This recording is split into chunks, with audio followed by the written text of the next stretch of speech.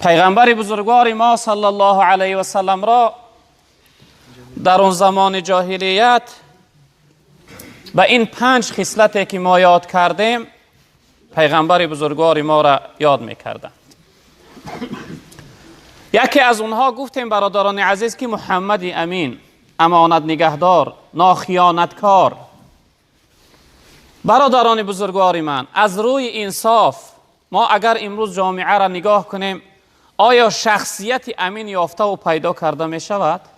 خیلی کمی در کمه، خیلی کمی در کمه شخصیتی که او را مردم همچون امانت نگهدار باورش کنند، همچون امین ناخیانتکارش بدانند.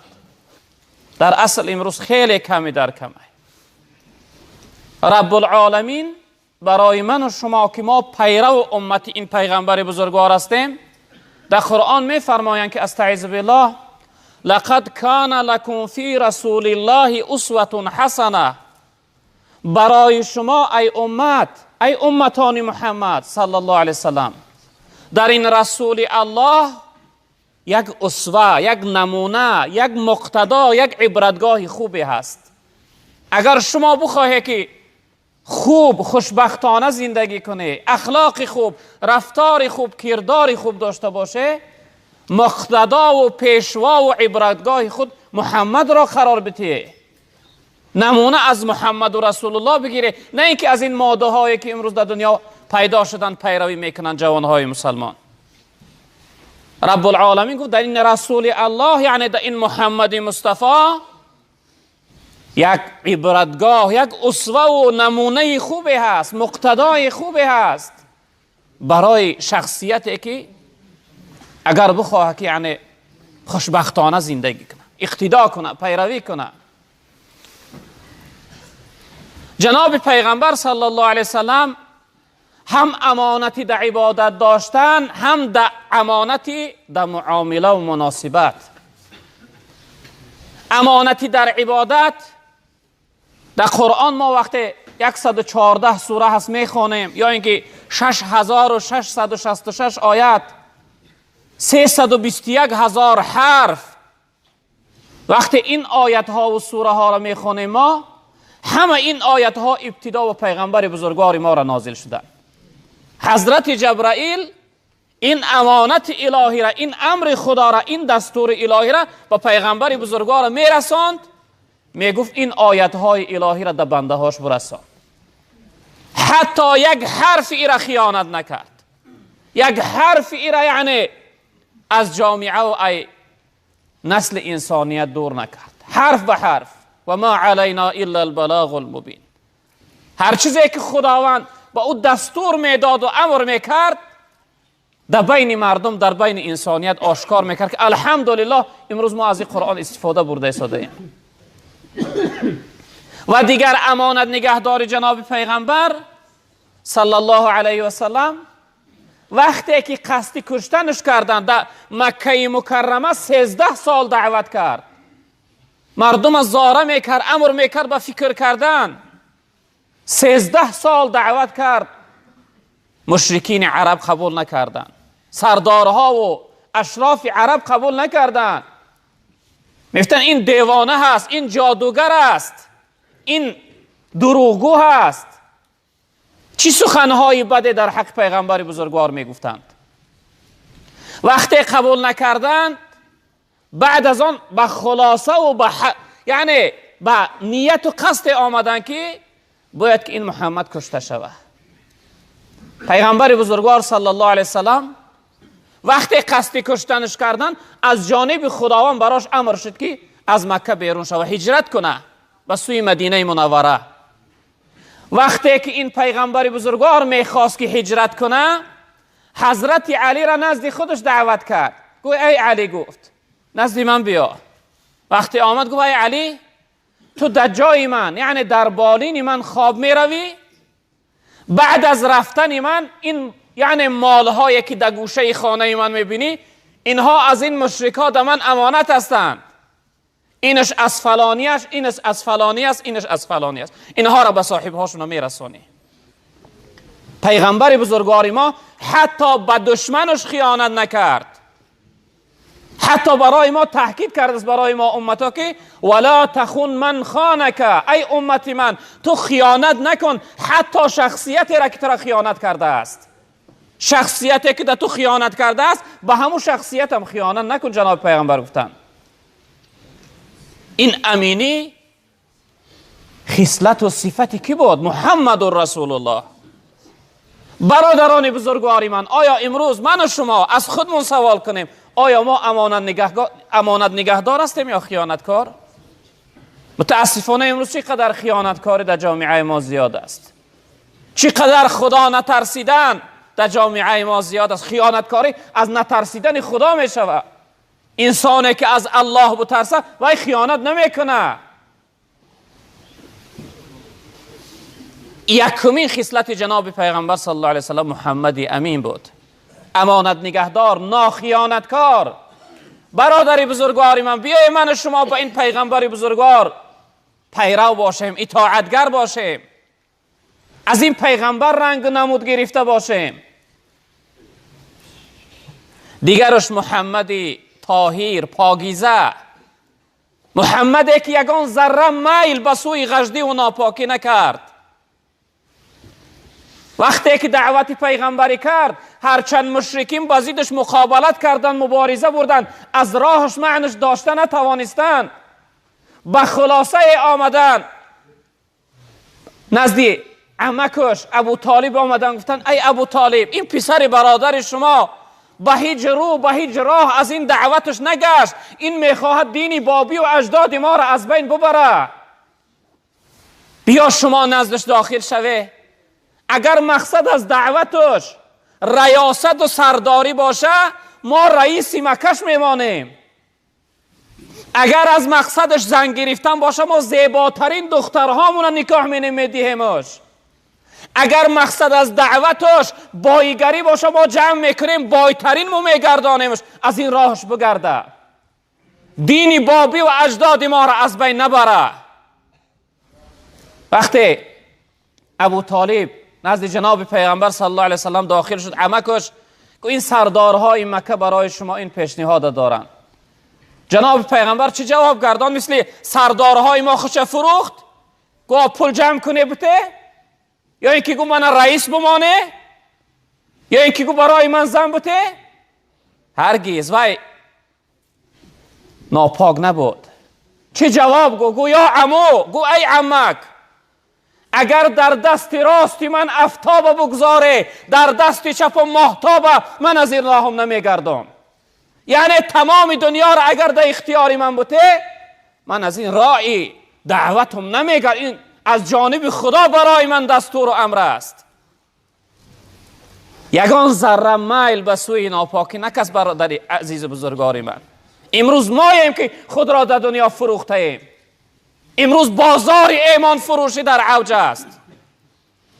شخصیت را میبینی برای خاطر شده حقیقت میپوشانه، حقیقت نمیگه.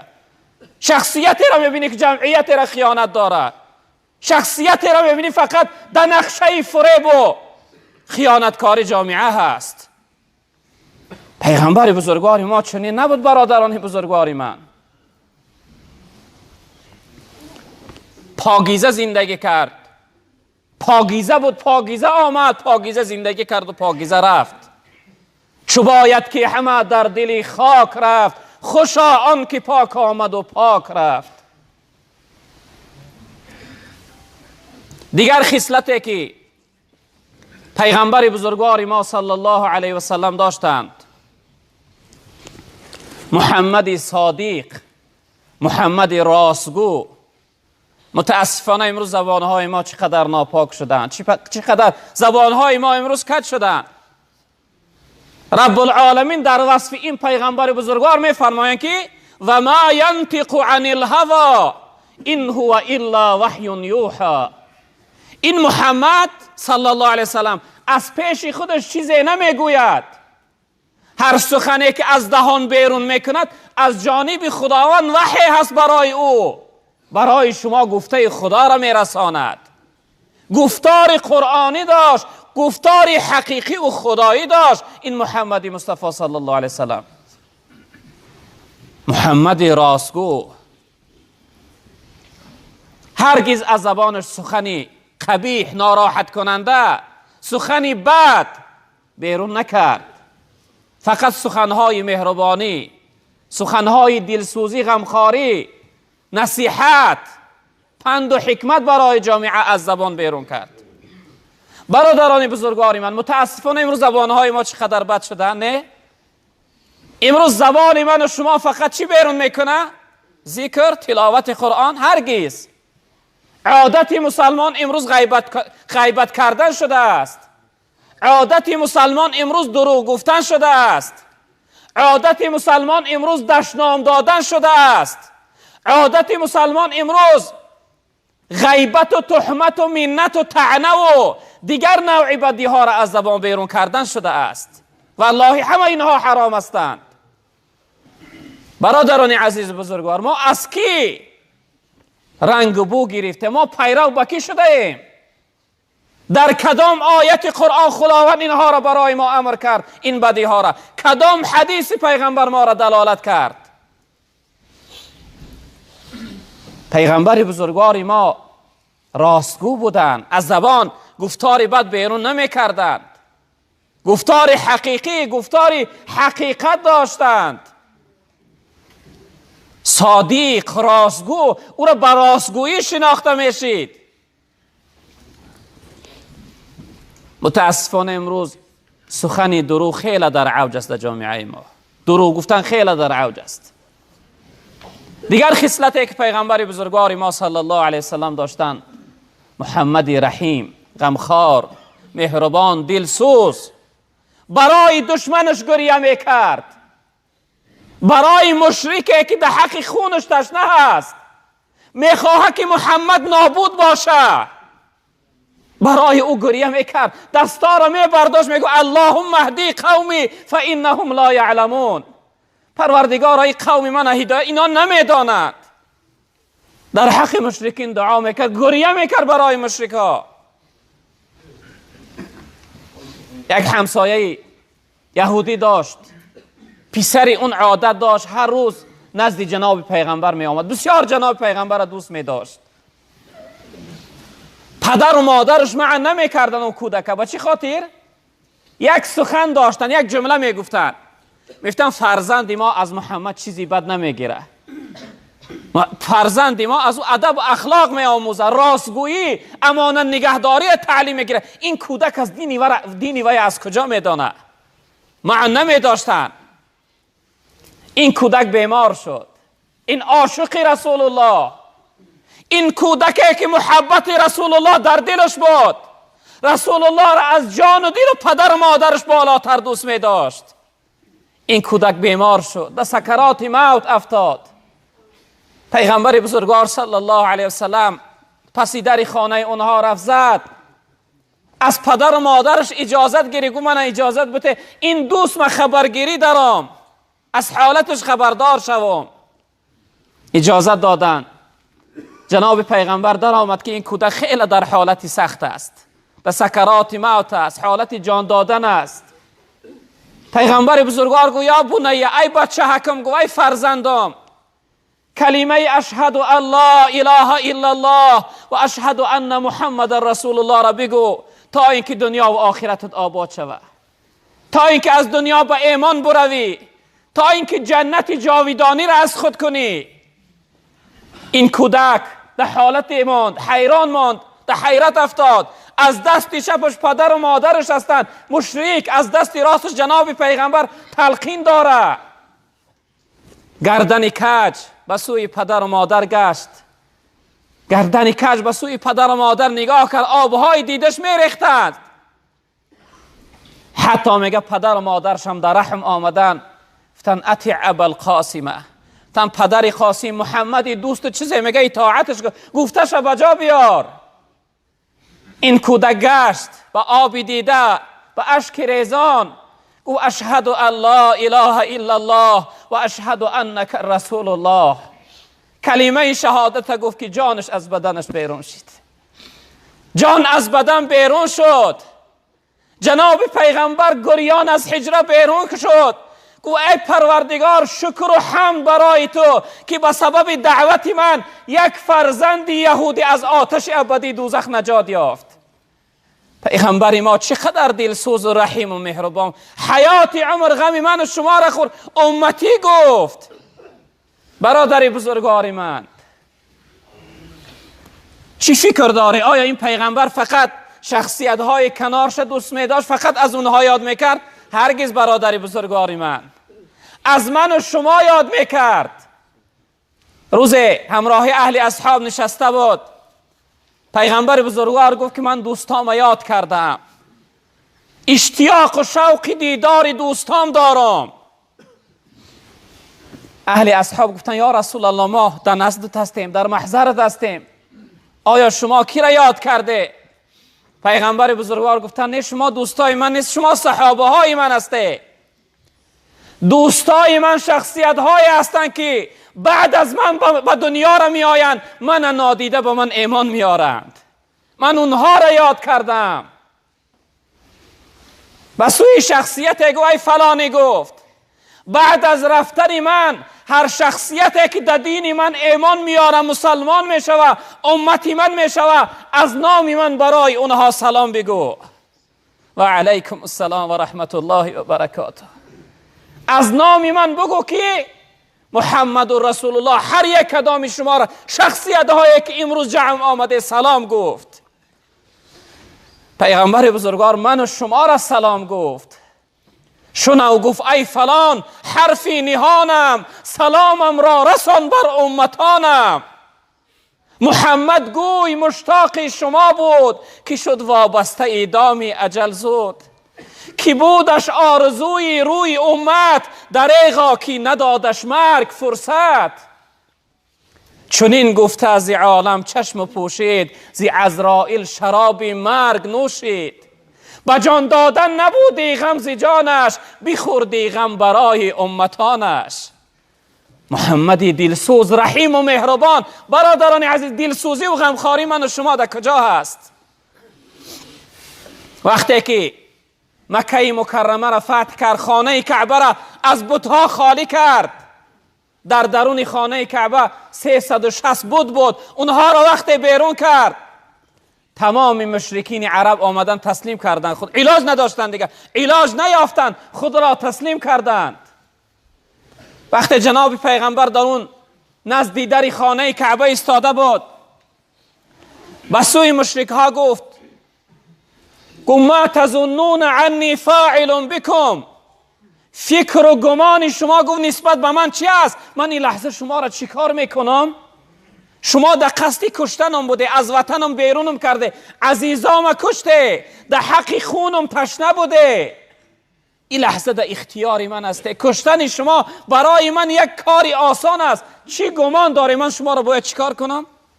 باید سختترین عذاب برای شما بتیم، باید شما را کشم؟ میگه چی جواب گفتن؟ دشمن چی جواب میگه؟ برادر از اهمیت بتی، دشمن چی جواب میگه؟ میگه همه با یک زبان گفتن قالوا اخ کریم و ابن اخ کریم. تن ما گمان داریم که تو برادری بخشنده و پسر برادری بخشنده ای، تو ما را میبخشی، از تو بوی بد نمی آید، از تو بوی خون نمی آید، از تو بوی قصد و انتقام نمی آید، تو رحمتا للعالمین هستی، ما از تو گمانی بخشش داریم، ما را میبخشی.